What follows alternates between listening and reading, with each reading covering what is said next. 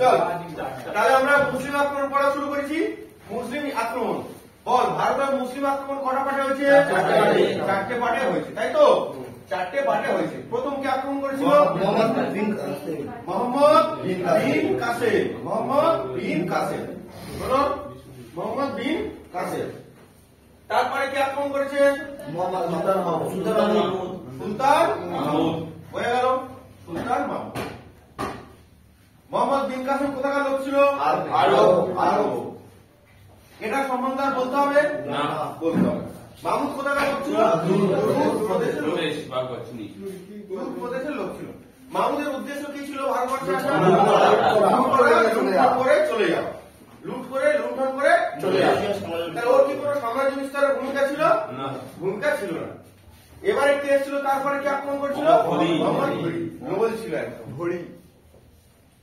ঠিক আছে, ভালো করে দেখ। মোহাম্মদ ঘড়ি কি করেছে? যদি এটা ভারতবর্ষ আঁকি, ভালো করে বুঝবে। ভারতবর্ষ আঁকি, তাহলে ভারত এই জায়গায় গুজরাট মন্দির, এই গুজরাট সুলতান মাহমুদ এই এরিয়া আক্রমণ করেছিল। সুলতান মাহমুদ এই এরিয়া আক্রমণ করেছিল। সুলতান মাহমুদ যখন এই এরিয়ায় আক্রমণ করে, তখন এইখান থেকে প্রচুর সোনা গয়না সবকিছু নিয়ে চলে যায়। হ্যাঁ কিনা? প্রচুর সোনা গয়না সবকিছু লুট করে নিয়ে কি করেছে? এখন এই খবরটা এরা লুট করেছিল কত সালে? 1026। অনেক বছর পরে এখন ঘড়ি খবর পেয়েছে যে ভারতবর্ষে তাহলে প্রচুর টাকা সম্পত্তি অনেক কিছু আছে, সোনা গয়না প্রচুর আছে। ও সেই অনুসরণ করেছে কার? মাহমুদের। মাহমুদের মধ্যে কি করেছে? অনুসরণ করেছে যে আমিও গিয়ে এরকম, আমিও যাবো গিয়ে একই প্রদেশের লোক তো, হ্যাঁ কিনা? একই প্রদেশের লোক বুদ্ধি আছে, আমিও গিয়ে যাবো, গিয়ে লুট করে আমিও চলে আসবো। আমিও যাবো গিয়ে লুট করবো, করে আমিও চলে আসবো। ও তো খুব আনন্দে নাচতে নাচতে সৈন্যবাহিনী সবকিছু এনেছে। যখন একবার এই এরিয়া হয়েছে, ঠিক আছে। হ্যাঁ, আর একটা কোশ্চেন হয়তো তখন ছেড়ে গেছিল। সুলতান মাহমুদ যখন এখানকার আক্রমণ করছিল গুজরাটের সোমনাথে আক্রমণ করছিল, তখন গুজরাটের রাজা ছিল অজয় পাল। তখন ছেড়ে গেছিল আগের ক্লাসে, তাই তো? ছেড়ে গেছিল, এখন মনে উঠেছে অজয় পাল। তাহলে ভালো বলো, তাহলে মাহমুদ এসে এখানে আক্রমণ করে চলে গেছে। সেই অনুসরণ করছে কে? ঘড়ি এসে ভেবেছে আমিও ফিরে মানে এখানে মূর্তি বা যদি সোনা দানা সব লুটপাট করবো করে। ঘড়ি এসছে 1178 সালে। কত সালে? 1178। মুখটুক ফেটে মারিয়েছে, মানে এত মার মেরেছে ও, ঠিক আছে। ও মাহমুদের সঙ্গে তুলনা করে ফেলেছে নিজের, মুখটুক মেরে ভেঙে তোর চলে গেছে, ঠিক আছে। মানে ওকে আবার চিকিৎসা বিচার করতে হয়েছে, মানে প্রচুর মার খেয়েছে, মুখ ফুলিয়ে মুখ ফুলিয়ে ঘরে চলে গেছে। হ্যাঁ, আর কি হচ্ছে মুখ ফুলিয়ে হবে। যাই হোক, ঘড়ি এসেছিল প্রথম কত সালে আক্রমণ করেছিল, কিন্তু সে ব্যর্থ হয়েছিল না সফল হয়েছিল? কিন্তু এসে সে ব্যর্থ হয়েছিল, চলে গেছে। সেই সময় ভারতবর্ষে এখানে কিছু স্বাধীন বংশ বাস করছে, ঠিক আছে। ভালো করে পড়ার বুঝ মাথায় ঢোকাবি, সুন্দর পড়া পড়ে দেবো, বাড়িতে পড়তে হবে।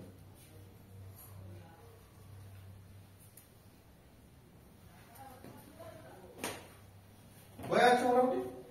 সেই সময় এখানটায় একটা বংশ বাস করত। কি বাস করত? একটা বংশ বাস করত।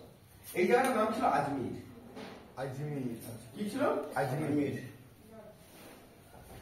ভালো করে দেখ, ভারতবর্ষের উত্তরে কি আছে? হিমালয়। কোন বংশ ওপর থেকে এপারে আসাটা, ওই পাহাড় টপকে আসাটা চাপে ছিল। নিচে সমুদ্র, সেখান থেকে আসা চাপে ছিল। সেই হিমালয় বেঁকে গিয়ে সেই এরকম চলে এসেছে সমুদ্রে, টোটাল এপার থেকে ওপার থেকে আসা চাপ ছিল। প্লাস এপারে দেশের সংখ্যাও কম ছিল। পড়েছিলাম কি Myanmar, Laos, Cambodia, Vietnam, Malaysia, Singapore, ঠিক আছে, ফিলিপিন, সুমাত্রা, জাভা, ইন্দোনেশিয়া, আর ওটা আছে কি তাইওয়ান, ঠিক আছে। ওপার থেকে দেশ যত আক্রমণ তুই দেখবি ভারতের এপার থেকে যত আক্রমণ এপার থেকে যাবে, এখান থেকে সব যেত, তাই না? এখান থেকে গিয়ে প্রথম সবাই ভারতবর্ষে ঢুকবে।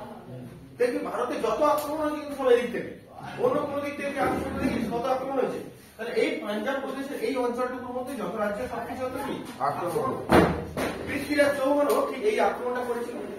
মাহমুদ আক্রমণ করেছিল ওদিক থেকে, ঠিক আছে। মাহমুদ ওদিক থেকে আক্রমণ করেছিল, মোহাম্মদ বিন কাসেম ওদিক থেকে আক্রমণ করেছিল, আর পৃথ্বীরাজ মোহাম্মদ ঘড়িও আক্রমণ করেছিল। তাহলে মোহাম্মদ ঘড়ি যখন এখানে এসে আক্রমণ করছে, প্রথমে এসেছিল 1178 সালে মারধর খেয়ে কি করেছে, বাড়ি গেছে, মুখ খুলে গেছে, তার বাড়ি গেছে। এবারে গিয়ে কি করেছে না, মোহাম্মদ ঘড়ি সৈন্যবাহিনী সঙ্গে সবকিছু রেডি হয়েছে যে না আমার ইগোয় লেগেছে, আমি ভারত আক্রমণ করবো। ইগোয় লেগে কি হয়েছে, ভারত আক্রমণ করবো। তখন এই ভারতবর্ষের এই জায়গাটার নাম কি ছিল, আজমির। এই জায়গাটার নাম কি ছিল, আজমির। ঠিক আছে, তখন আজমিরের শাসক ছিল পৃথ্বীরাজ চৌহান। পৃথ্বীরাজ চৌহান জায়গাটার নাম আজমির, তাই তো? রাজস্থানে আজমির। তাহলে ওই জায়গাটার নাম কি ছিল বল, পৃথ্বীরাজ চৌহান। রাজার নাম কি ছিল, পৃথ্বীরাজ চৌহান। এই জায়গাটার নাম ছিল ভাতিন্ডা। কি বললাম, ভাতিন্ডা। ভালো করে বলছি, কি বললাম, ভাতিন্ডা।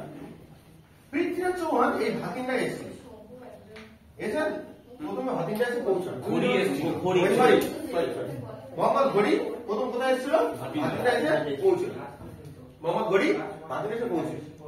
পৃথ্বীরাজ চৌহান এখন অবাক হয়ে গেছে যে বাইরে থেকে কেন কেউ এসে, ঠিক আছে, বাইরে কোনো আসবে। পৃথ্বীরাজ চৌহান খবর দেয় এই জায়গাটার নাম হচ্ছে মালোয়া। কি বললাম, মালোয়া। এই জায়গাটার নাম কি ছিল, মালোয়া। মালোয়ার রাজা ছিল তখন জয়চাঁদ। কি বললাম, তারপরে মোহাম্মদ ঘড়ি যখন দ্বিতীয়বার ভারতবর্ষে ঢোকে, কি বললাম, মোহাম্মদ ঘড়ি যখন দ্বিতীয়বার ভারতবর্ষে ঢোকে তখন কোথায় এসেছিল, ভাতিন্ডা পৌঁছে। তার ঠিক নিচে কে ছিল, আজমির।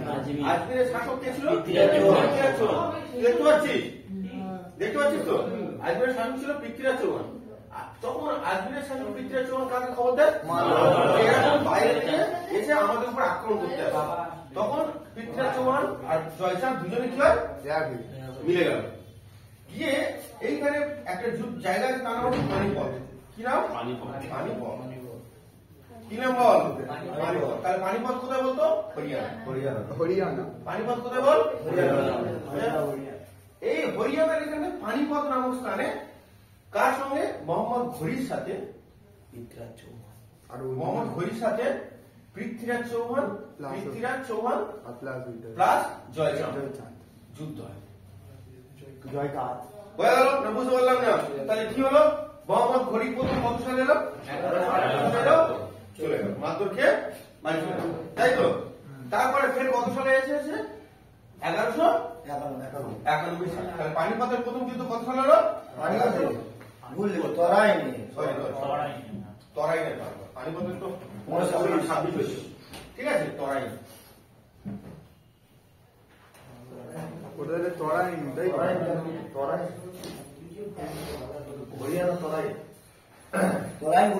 সবই হরিয়ানা। এই জায়গাটা হচ্ছে হরিয়ানা, ভালো করে বলছি। তাহলে এই জায়গাটা প্রথমে তাহলে কোথায় কে এলো, মোহাম্মদ ঘড়ি কোথা থেকে এলো, সেই সময় আজমিরের এখানে শাসক কে ছিল, চৌহান। আর মালোয়ার শাসক কে ছিল, মালোয়ার শাসক ছিল জয়চাঁদ। যখন পৃথ্বীরাজ চৌহান এলো তখন, যখন মোহাম্মদ ঘড়ি এলো, পৃথ্বীরাজ চৌহান আর জয়চাঁদ দুজন মিলে আর ঘড়ি এর মধ্যে কি হলো, কনফ্লিক্ট হলো, মানে যুদ্ধ হলো, যেটাকে কি বলা হয়, তরাইনের প্রথম, যেটাকে কি বলা হয়, তরাইনের প্রথম যুদ্ধ। তাহলে তরাইনের প্রথম যুদ্ধ কত সালে হলো, 1191 সালে। এই যুদ্ধে মোহাম্মদ ঘড়ি কি করেছে, হেরে গেল। এই যুদ্ধে মোহাম্মদ ঘড়ি কি হয়েছে, হেরে গেছে। তরাইনের প্রথম যুদ্ধ কাদের কাদের মধ্যে হয়েছিল, জয়চাঁদ আর মোবাইল রাখবে। ওইটা তো বারণ করছি, যার নাম আর তো মোবাইলের সুইচ অফ করা, ঠিক আছে। তাহলে তা এবার যখন মোহাম্মদ ঘড়ি যখন প্রথম হেরে গেল, হেরে গেলে কি হয়, ও চলে যাবে, চলে গেল। তারপর কি হলো, হেরে গিয়ে চলে গেল। চলে গিয়ে ঠিক পরের বছর হঠাৎ করে সাডেনলি, ঠিক আছে, হঠাৎ করে পরের বছর ঠিক হঠাৎ করে কাউকে কিছু না জানিয়ে ফের আক্রমণ করলো, ভালো করে, ঠিক আছে, পরের বছর ফের আক্রমণ করলো সেই একই জায়গায়। তাহলে মালোয়ার রাজা ছিলেন, ঠিক আছে, মালোয়ার রাজা ছিলেন, ভালো করে এখানে আক্রমণ করলো। তাহলে দ্বিতীয় বছর পরের বছর এসে 1192 সালে, ঠিক আছে, কি হয়েছে, প্রথম তরাইনের প্রথম যুদ্ধ কত সালে হলো, 1191 সালে। ঠিক পরের বছর ফের 1192 সালে কি হলো, পৃথ্বীরাজ চৌহান ফের আক্রমণ করলো। পৃথ্বীরাজ চৌহানের বংশকে আক্রমণ করলো মোহাম্মদ ঘড়ি বল কে আক্রমণ করলো মোহাম্মদ ঘড়ি আক্রমণ করলো মাথায় ঢুকেছে জিনিসটা তখন এখানে ফের শাসন ছিল যে মোহাম্মদ ঘড়ি ভার্সেস পৃথ্বীরাজ পৃথ্বীরাজ চৌহান পৃথ্বীরাজ চৌহান পৃথ্বীরাজ চৌহান এই যুদ্ধে জয়চাঁদ তখন আর পৃথ্বীরাজ চৌহানের সঙ্গে ছিল না। তখন জয়চাঁদ কার সঙ্গে ছিল পৃথ্বীরাজ চৌহানের সঙ্গে ছিল আগের বারেরটাই ছিল তখন ছিল কে পৃথ্বীরাজ চৌহানের সঙ্গে ছিল এখন এই যুদ্ধে পৃথ্বীরাজ চৌহানের সঙ্গে আর জয়চাঁদ ছিল না জয়চাঁদ কার সঙ্গে ছিল মোহাম্মদ ঘড়ির সঙ্গে কেন ছিল ওকে বলেছে আমি যখন আসবো জয় করবো তারপরে তুমি সমস্ত সাম্রাজ্য চালাবে ঠিক আছে সাম্রাজ্য চালাবে বলে দ্বিতীয় যুদ্ধে যখন মোহাম্মদ ঘড়ি আসে তরাইনের দ্বিতীয় যুদ্ধে 1192 সালে যখন আসে তাহলে কে পৃথ্বীরাজ চৌহান তখন কি হলো হেরে গেল তরাইনের প্রথম যুদ্ধ কত সালে হলো 1191 সালে হলো তরাইনের দ্বিতীয় যুদ্ধ কত সালে হলো 1192 সালে হলো প্রথম যুদ্ধে কে হেরে গেল ঘড়ি নিজে হেরে চলে গেল দ্বিতীয় যুদ্ধে কে হেরে গেল আর দ্বিতীয় যুদ্ধে কে হেরে গেল পৃথ্বীরাজ চৌহান হেরে গেল হয়ে গেল তরাইনের দ্বিতীয় যুদ্ধে পৃথ্বীরাজ চৌহান হেরে গেল ভালো তা পৃথ্বীরাজ চৌহান হেরে গেছে তখন মালওয়ার শাসক কে আছে জয়চাঁদ এবারে কি করেছে ঘড়ি এসে কি করেছে না ঘড়ি এসে কি করেছে যখন তরাইনের যুদ্ধে যখন পৃথ্বীরাজ চৌহান হেরে যায় তখন ঘড়ি এসে কি করেছে না এইখানে এই দিল্লির এখানে এবার সাম্রাজ্য বসেছে দিল্লির সাম্রাজ্যে বসেছে এবার এদিকে খবর পেয়েছে কে জয়চাঁদ খবর পেয়ে বলছে কথা ছিল এক হয়ে গেল আধা ঠিক আছে কথা ছিল যে আমি তোমার সঙ্গে সাপোর্ট করলে যদি হেরে যায় ওই অংশটা তুমি আমাকে দিয়ে দেবে ঠিক আছে তারপর আমি এখানে সাম্রাজ্য চালাবো আর তুমি এখন নিজে বলেছো বলে জয়চাঁদ কি করেছে না মোহাম্মদ ঘড়ির আক্রমণ করতে গেছে ঠিক আছে বুঝতে পেরেছিস জয়চাঁদ কি করেছে না মোহাম্মদ ঘড়ি কি করতে গেল আক্রমণ করতে গেছে জয়চাঁদ এই তলাতে কি গেল জয়চাঁদ এবার এই খবরটা কে পেয়েছে মোহাম্মদ ঘড়ি খবরটা কে পেয়েছিল মোহাম্মদ ঘড়ি খবরটা পায় ঘড়ি এখন বলছো আয় তোরা আমি দেখে নিচ্ছি ঠিক আছে আয় তোরা আমি দেখে নিচ্ছি একটুখানি রাজা তোরা আমি দেখে নিচ্ছি বলে দুজনের মধ্যে যুদ্ধ হলো কত সালে 1194 সালে যুদ্ধের নাম হচ্ছে চাঁদোয়ার যুদ্ধ চাঁদোয়ার চাঁদোয়ার যুদ্ধ তাহলে যখন জয়চাঁদ সিংহাসনে বসেছিল এখানে পৃথ্বীরাজ চৌহান হেরে যাওয়ার পরে কি কথা কি ছিল কিন্তু বসে গেল কে মোহাম্মদ ঘড়ি বসে গেল মোহাম্মদ ঘড়ি যখন বসলো এবার জয়চাঁদ বলছে তাহলে তো কারবার খুব খারাপ আছে বেইমানি চলো যুদ্ধ করি সারা আমার সঙ্গে বেইমানি করা বলে জয়চাঁদ কার সঙ্গে যুদ্ধ করতে গেল ঘড়ি গলা আয় থেকে নিচ্ছি ওরা ফুল টিম নিয়ে যুদ্ধ করলো 1194 খ্রিস্টাব্দে কার যুদ্ধ যুদ্ধস্থলে জয়চাঁদ হেরে যায় এবং মারা যায় ঠিক আছে যুদ্ধস্থলে জয়চাঁদ হেরে যায় ও মরে যায় তাহলে এখন শাসক কি হয়ে গেল মোহাম্মদ ঘড়ি হয়ে গেল জিনিস আমাদের একটু পড়া ক্লিয়ার করে বুঝবি এখন শাসক কি হয়ে গেল চালাকি করেছিল তাই তো ডিপ্লোম্যাটিক না হলে তুই জিততে পারবি না কাজে ভালো মন্দের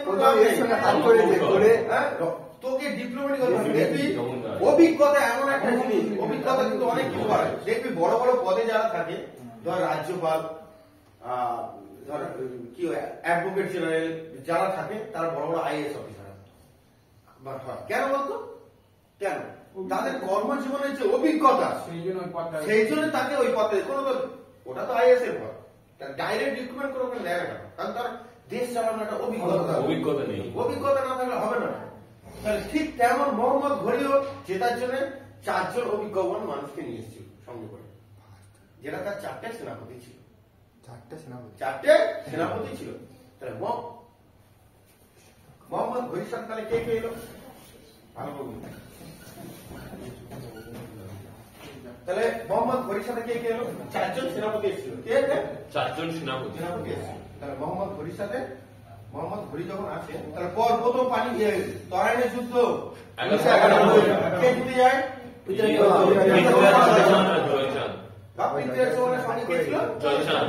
যুদ্ধ 92 কে জিতে যায়? মোহাম্মদ ঘুরি। মোহাম্মদ ঘুরি। ঠিক আছে। তৃতীয় যুদ্ধ চাঁদোয়ার যুদ্ধ। চুরানব্বই। কে হেরে যায়? ওই তাহলে এখন শাসক কি হলো? মোহাম্মদ ঘুরি। মোহাম্মদ ঘুরি শাসক। ভালো করে বুঝুন। মোহাম্মদ ঘুরি তো শাসক।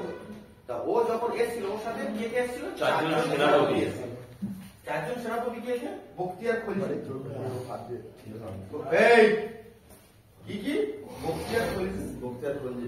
বখতিয়ার খলজি কি? মানে বখতিয়ার উদ্দিন বিন বখতিয়ার খলজি। মোহাম্মদ বিন বখতিয়ার। কে হচ্ছে বখতিয়ার খলজি? কুতুবউদ্দিন আইবক। ভালো লোকে নিয়ে এই কুতুবউদ্দিন আইবক কি বললাম? কুতুবউদ্দিন আইবক।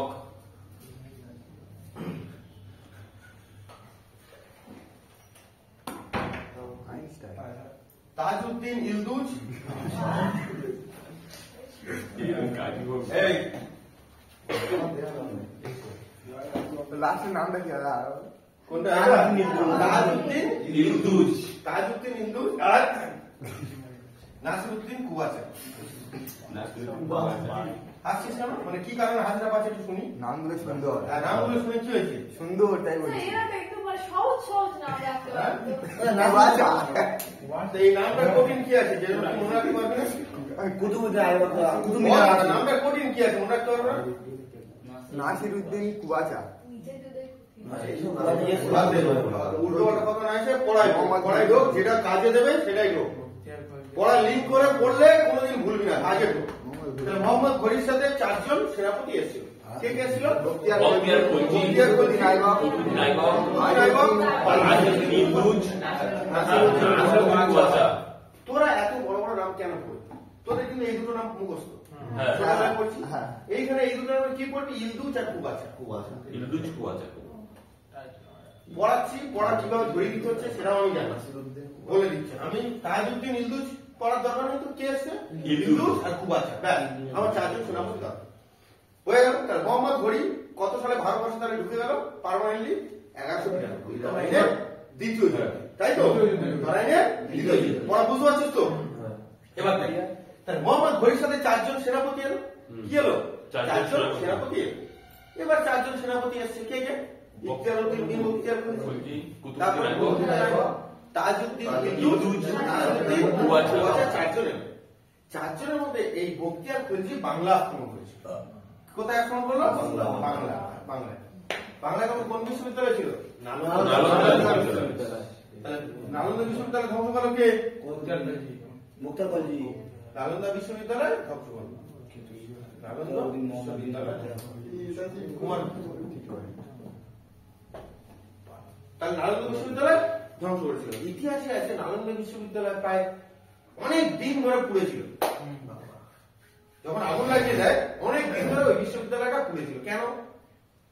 এখনকার বইয়ের পাতা কেন পাতলা সরু, তখন কোনো পাতা ছিল না। গাছের ছাল বা পুঁতি, মানে ওই ধর তাল পাতা বা গাছের ছাল, ওরা মোটা মোটার উপরে লেখা হতো, খোদাই করে বা ওই কালি দিয়ে দোয়াতের মতো লেখা হতো। আর একটা মানে অনেক মোটা হতো, মানে ধর 1000 পৃষ্ঠা একটা বই, তাহলে এখনকার 1000 পৃষ্ঠা বই লিখবে না, তখন লিখবে না। তাহলে এখনকার 10টা বই সমান তখনকার একটা বই, তখনকার 10টা বই সমান, তাহলে বুঝতে পারছিস কত বই ছিল। সেগুলো তো হিসাব মতো তো কাঠ সেলুলোজ, তাহলে সেগুলো তো ফুটতে সময় লাগে। সেই জন্য বলেছে এগুলো ফুটতে অনেকদিন ধরে সময় লেগেছিল। তাহলে মোহাম্মদ ঘড়ির সাথে কি এসেছিল? বখতিয়ার খলজি। কি আক্রমণ করেছিল? বাংলা আক্রমণ করেছে। কি মানে কি? নালন্দা বিশ্ববিদ্যালয় ধ্বংস করেছিল। কত সালে? 1198 সালে। সালের সিকোয়েন্স মিলছে? প্রথম দেখ তরাইনের প্রথম যুদ্ধ, পরের যুদ্ধ, চাঁদোয়ার যুদ্ধ, এখন 1198। সব থেকে কাজের কাজ কি করে জানিস? কুতুবউদ্দিন আইবক। ও ছিল রণকৌশল বুদ্ধি, মন বড়।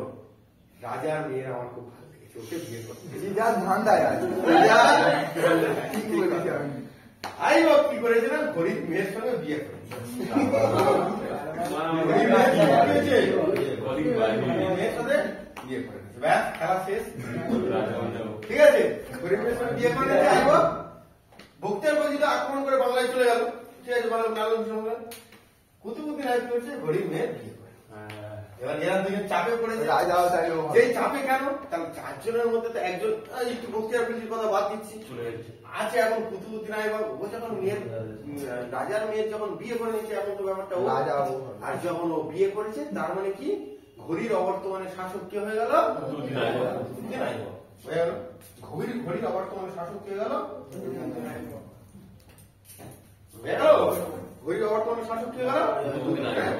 এই চারজনই মোহাম্মদ ঘড়ির দাস ছিল, ঠিক আছে, স্লেভ ছিল, দাস ছিল। তারপরে সেনাপতি সেই জায়গা দিয়েছে, প্রথমে কি ছিল? স্লেভ ছিল বা দাস ছিল। মাথায় ঢুকছে পড়া? ঢুকেছে পড়া? ঢুকছে না?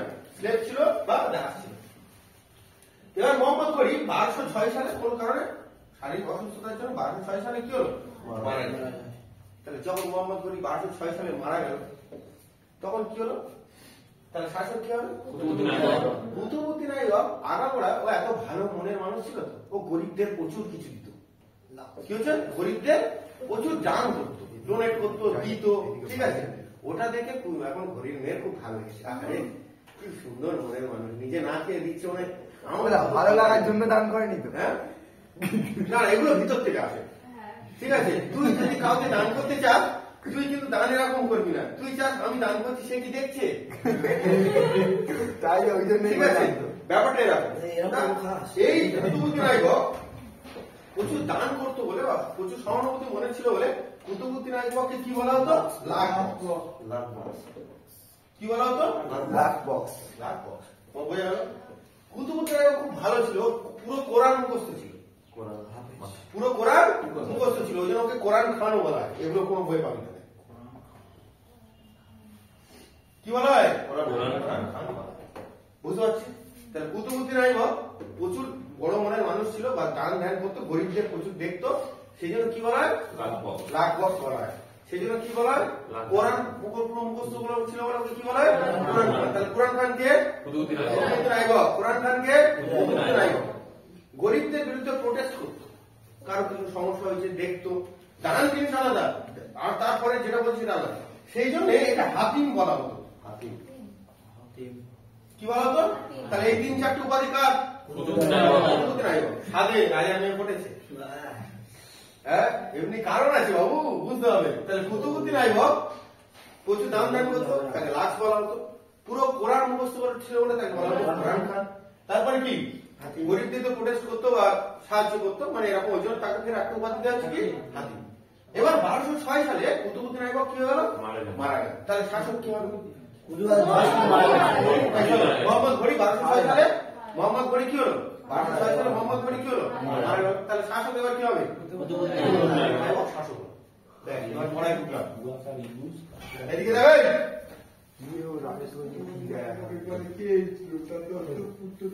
এই! তাহলে পরবর্তী শাসক কি হলো? শাসক কে ছিল? কুতুবউদ্দিন আইবক। কুতুবউদ্দিন আইবক। ভালো ভালো করে বুঝবি, কুতুবউদ্দিন আইবক। কুতুবউদ্দিন আইবক। তাহলে মোহাম্মদ ঘড়ি তাহলে মারা গেল, সময় চলে গেল, মারা গেল। এবার ভারতে কি হলো? মুসলিম সাম্রাজ্য প্রতিষ্ঠা হলো, তাই তো? ভারতে কি হলো? ভারতে প্রথম মুসলিম আক্রমণকারী কে? কাসেম। ঠিক আছে, মুসলিম আক্রমণকারী। কুতুব এটা তো বংশ হবে, একটা তো বংশ হবে। তাহলে অ্যাকচুয়ালি কুতুবউদ্দিন আইবক ঘড়ির কে ছিল? দাস ছিল। দাস ছিল। ঘড়ি কি কোনো সাম্রাজ্য করলো? ঘড়ি আক্রমণ করেছে, তাহলে এখন প্রথম বংশ কে করলো? কুতুবউদ্দিন আইবক। কুতুবউদ্দিন আইবক যে বংশের সূচনা করলো, ও কি ছিল? দাস বংশ। তাই সেটার নাম কি হলো? দাস বংশ। কি বললো? দাস বংশ। মাথায় ঢুকছে? দাস বংশ। ও টাইটেল কি? আইবক। আইবক কথার অর্থ কি? দাস। আইবক কথার অর্থ কি? দাস বংশ। এটাকেই বলা হয় মামলুক বংশ। কি বংশ? মামলুক বংশ। মামলুক কথার অর্থ কি জানিস? মামলুক কথার অর্থ হচ্ছে কি, ধর যে ব্যক্তিটাকে মামলুক বলা হয় সে জানে না তার বাবা মাকে। হয়ে গেল? তাহলে কুতুবউদ্দিন আইবকের বাবা মা কোনো ঠিকঠাক, মানে বাবা মার সম্বন্ধে কোনো জানা যায়নি বা জানা যায়নি, বা ওর বাবা মা মানে ও কার সন্তান কেউ জানতো না।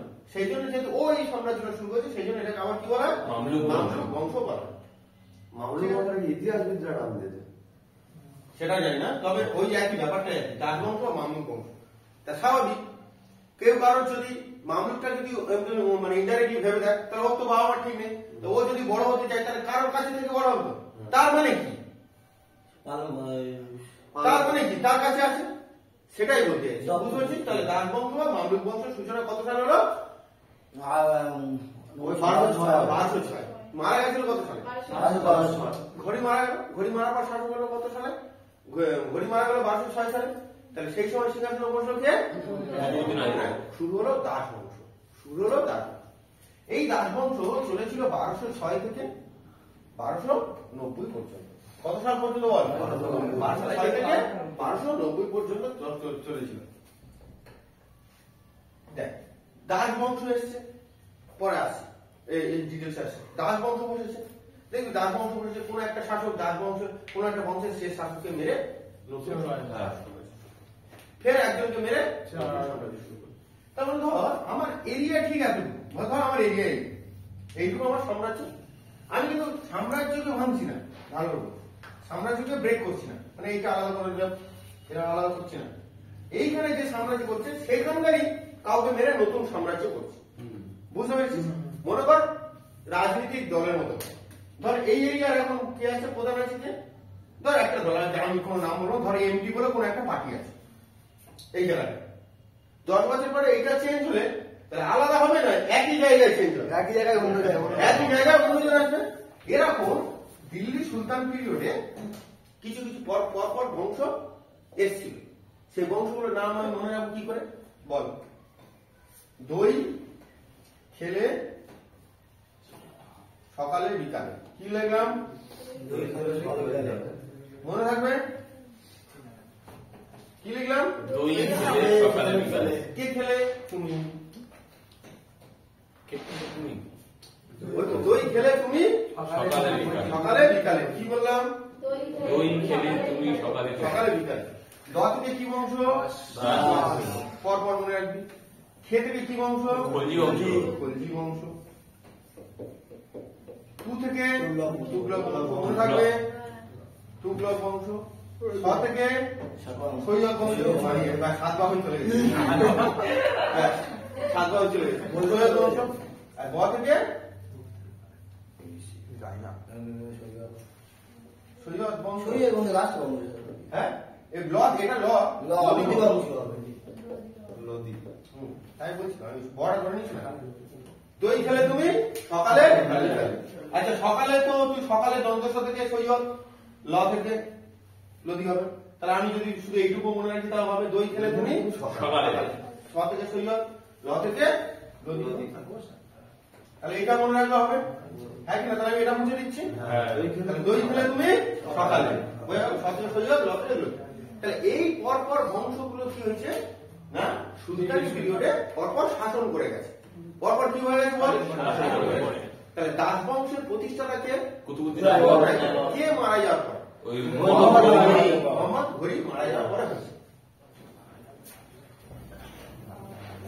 ঠিক আছে, এবার এটা মুছে দিচ্ছি। পরপর যে বংশগুলো এসে তার সিকোয়েন্সটা বল। দই খেলে তুমি সকালে। সকালে দ থেকে দ থেকে খলজি, দ থেকে দন্তেশ থেকে দন্তেশ থেকে সৈয়দ, লদি। ঠিক আছে? তাহলে প্রথম বংশ কোন বংশ ছিল? দাস। তাহলে দাস বংশের প্রতিষ্ঠাতা কে? কুতুবউদ্দিন তাহলে দাস বংশ শুরু করলো ভালো করে বলবি। কত সালে টোটাল দাস বংশের পিরিয়ড কত? 1206 থেকে 1290 পর্যন্ত দাস বংশের পিরিয়ড।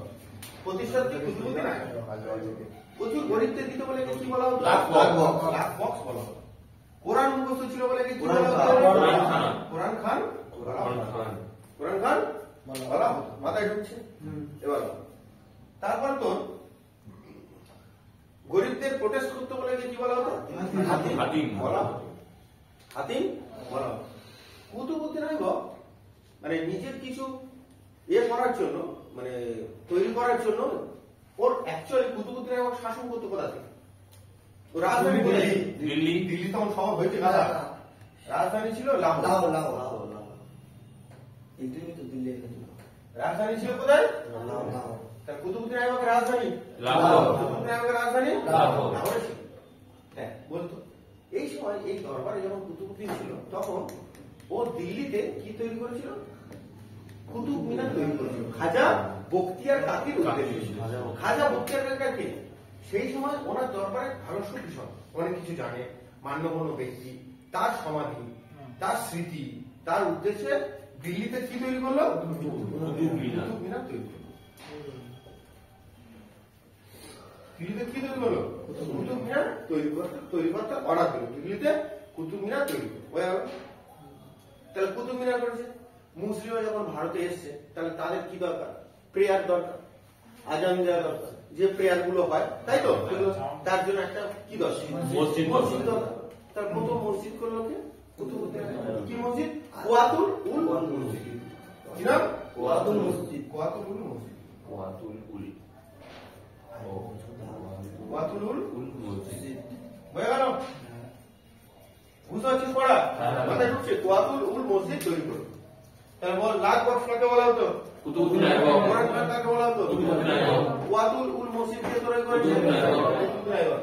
কুতুব মিনার তৈরি করেছে কুতুবউদ্দিন আইবক। কার উদ্দেশ্যে? খাজা বখতিয়ার কাকি। খাজা বখতিয়ার কাকির উদ্দেশ্যে তৈরি করেছে। পড়া বুঝতে পেরেছিস? খাজা বখতিয়ার তৈরি। এই সময় কুতুবউদ্দিন আইবকের দরবারে দুজন বিখ্যাত রাইটার ছিল, খুব বড় বড় লেখক ছিল দুজন। সেই দুজন লেখকের নাম কি? কি বললাম? দুজন বড় বড় লেখক ছিল, তাই তো? সেই লেখকের নাম না বই নাম নেই। সেই লেখকের নাম কি ছিল বল? মিনহাজ উজ সিরাজ। মিনহাজ উজ সিরাজ। তাহলে দুজন বড় বড় কে ছিল বল? রাইটার ছিল মিনহাজ উজ সিরাজ, আর একটা ছিল হাসান নিজামী। আমি বলার পর মনে হলো হবে? হ্যাঁ যাবে। দেখ, তাহলে দুজন যে বড় বড় লেখক ছিল কুতুবউদ্দিন আইবকের পিরিয়ডে, কে কে ছিল বল? মিনহাজ উজ সিরাজ যে বইটা লিখেছিল, এটা খুব পরীক্ষায় আসে। তাবাকাত ই নাসির। কি লিখেছে? তাবাকাত ই নাসির। তাবাকাত ই নাসির। বোঝা গেল? তাহলে মিনহাজ উজ সিরাজ যে বইটা লিখেছিল তার নাম কি বল? তাবাকাত ই নাসির। আর হাসান নিজামী যে বইটা লিখেছিল তার নাম কি? তাজুল মাসির। মনে পড়তে হবে বাবু, তাজুল মাসির। সব পরীক্ষা যা পড়াচ্ছি সব পরীক্ষা আসা, একটু মাথা রাখবি। সব কোনো না কোনো পরীক্ষা আসা করছে যা পড়ানো হচ্ছে, ঠিক আছে? তাহলে বল কুতুবউদ্দিন আইবক কত সালে সিংহাসনে বসল? কে মরে যেতে সিংহাসনে বসল? মোহাম্মদ ঘুরি মরে। লাখ বক্স কাকে বলা হতো? কুতুবউদ্দিন আইবককে বলা হতো। বল কোরআন কাকে বলা হতো? কুয়াতুল উল মসজিদ কে করেছে? আচ্ছা, কুতুব মিনার কে শুরু করেছে? প্রতিষ্ঠা শুরু করেছে। ওনার দরবারে যে দুজন বিখ্যাত লোক থাকতো তার নাম কি? মিনহাজ উজ সিরাজ কি লিখেছিল? আর তাজুল মাসির লিখেছে হাসান নিজামী লিখেছে। বুঝতে পেরেছিস? হাসান নিজামী লিখেছে। 32 মিনিট হয়ে গেছে। হ্যাঁ 32 যাচ্ছে। আচ্ছা, এবারে উনি কি করেছে না, প্রথম আক্রমণ করে ঘড়ি কোথায় আক্রমণ করেছিল? সে আজমির। এবারে উনি বহু ছেলেমেয়ে সব ঘুরতে গেছে সঙ্গপাঙ্গ নিয়ে গিয়ে দেখেছে আজমিরে গিয়েছিল, ঠিক আছে? আজমিরে গিয়ে একটা বড় বিল্ডিং দেখেছে, একটা ঘর মতো দেখেছে। সেই ঘরটা একটু মডিফাইড করলো যে এখানে এসে মাঝে মাঝে থাকবো। সেই ঘরটার নাম দিয়েছে আড়াই দিন কা ঝোপড়া। তাহলে আড়াই দিন কা ঝোপড়া কোথায় কে করেছে বল? আড়াই দিন কা ঝোপড়া। আড়াই দিন কি ঝোপড়া? আজমির। কোথায়? আজমির। আড়াই দিন কা ঝোপড়া কোথায়? আজমির। রাজস্থানের আজমিরে। তাহলে বল কুতুব মিনার কে করেছে?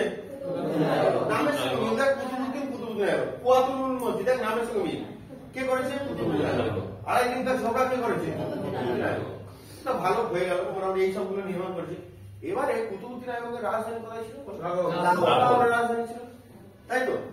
লাহোরে ও পোলো খেলছে। হকি খেলা দেখেছিস? হকি স্টিক দেখেছিস তো? হকি স্টিক যেরকম ওই একই স্টিক দিয়ে ঘোড়ার পিঠে উঠে খেলাকে বলা হতো পোলো। বুঝতে পেরেছিস? ঘোড়ার পিঠে উঠে বল মারবো, বুঝতে পেরেছিস? কারণ ঘোড়ার কান ধরে বল মারবো, ঠিক আছে? ভাই ওই ওই কি বলে লাগাম না কি বলে না ওটা ধরে এরা মেরে ওই গোল করা এটা কি খেলা বলে পোলো খেলা এই পোলো খেলছিল পোলো খেলতে বয়স হয়েছিল পোলো খেলতে কোনো কারণে মাঠ পড়ে গেছে যেই পড়ে গেছে পিছনে সব ঘোড়া ওর প্রতি চলে গেছে বুঝেছি ওকে পিছে দিয়ে চলে যায় এবার ওই ঘোড়ার খুর যদি লাগে বুকে এসে যেন দুটো ঠেকে দেয় না বুঝতে পারবে ঘোড়ার ওয়েট কম আর রাজাদের ঘোড়া অনেক কেমন ঘোড়া ছিল ঠিক আছে সব স্বাস্থ্যবান বড় লম্বা লম্বা ঘোড়া ওনাদের ঘোড়া মানে তাই তো হবে ওই ভারী ঘোড়া ওর গায়ের উপর থেকে গিয়ে পিছে পিছে পিছে ঘোড়া কি আর বুঝেছে রাজা পড়ে গেছে ঘোড়া কি আর বুঝে তাই না ঘোড়ার পিঠে উঠে যেতে যেতে তাহলে 1210 খ্রিস্টাব্দে বুঝলে লাহোরের পুরো খেলার সময় ঘোড়ার পিঠে 1210 নয় 1310 হবে কত মানে 110 বছর মাঝে রাখবে কিলোমিটার